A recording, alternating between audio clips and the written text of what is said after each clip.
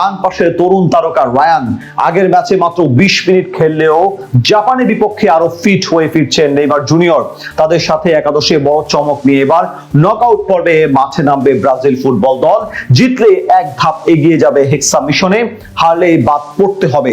এমন মহা গুরুত্বপূর্ণ ম্যাচে ব্রাজিলের সম্ভাব্য সেরা একাদশ নিয়ে বিস্তারিত এই রিপোর্টে।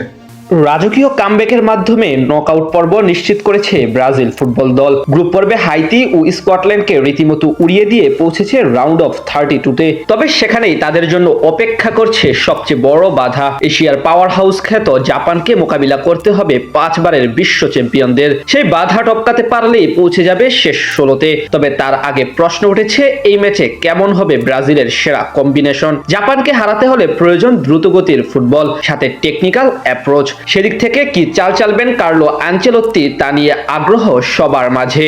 আগের ম্যাচে 75 মিনিট পর মাঠে নেমেছিলেন নেইমার জুনিয়র, মাত্র 20 মিনিট মাঠে থেকেছিলেন তিনি। তবে জাপানের বিপক্ষে বাড়তে পারে নেইমির খেলার মিনিট সংখ্যা। যদিও এই ম্যাচে ব্রাজিলের মূল ভরসা ভিনিসিয়াস জুনিয়র, তাকে ঘিরে সব পরিকল্পনা সাজাতে হবে টিম ম্যানেজমেন্টকে। তার ফর্ম অন্তত আক্রমণ ভাগের দিক থেকে নির্ভর রেখেছে হলুদ জার্সিধারীদের। একাদশে গোলকিপিং পজিশনে থাকবেন যথারীতি এলিসন বেকার। আসলে এখন অব্দি মাত্র 1 গোল হজম করা এলিসন বড় কোনো পরীক্ষার সামনে না পড়লেও স্কটিশদের বিপক্ষে ম্যাচে কয়েকটি দুর্দান্ত সেভ দিয়ে দলকে রক্ষা করেছেন। ডিফেন্সে বড় নাম 2 সেন্ট্রাল ব্যাক গেব্রিয়েল মাগালায়েস ও অধিনায়ক মার্কিনিউস, দুজনই গ্রুপ পর্বে ছিলেন অসাধারণ। বড় কোনো বিপদ আসতে দেননি সেলেসাও শিবিরে। 2 ফুলব্যাক নিয়ে একাদশ সাজাতে পারেন আনচেলত্তি। দানিলো সেদিক থেকে এগিয়ে আছেন পছন্দের তালিকায়। তার সাথে ডাগলাস সান্তুস বহাল থাকতে পারেন লেফট ব্যাক পজিশনে। মিডফিল্ড পজিশনে মরক্কো ম্যাচের পর দুর্বলতা খানিকটা কাটিয়ে উঠেছে ব্রাজিল। কাসেমিরো মোটামুটি ভালো করছেন শেষ 2 ম্যাচে। ব্রুনো গিমারায়েসও ভালো করেছেন সমান তালে।